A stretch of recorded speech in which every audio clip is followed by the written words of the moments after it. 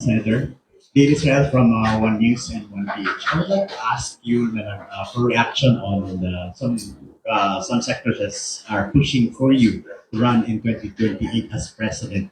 New reaction on this? Okay, well, daghang salamat sa mga nag-express ng ganong confidence sa akin. So I am seriously considering it, preparing for that possibility. Okay, I think it is really necessary na magkaroon kami from our ranks ng strongest, best, most attractive and hopeful offer sa ating mga kababayan at mga kapwa-botante.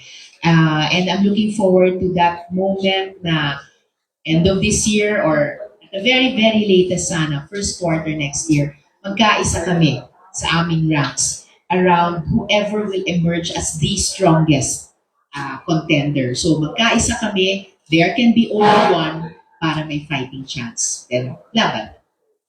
Ano pong hinihintay natin Ano pong hinihintay natin na factor so that we can decide?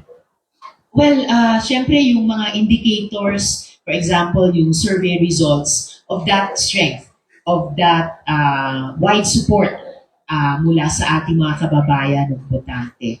Kasi yun naman yung pinaka-importanting factor, I believe, in terms of viability ng isang kandidatura. Thank you po.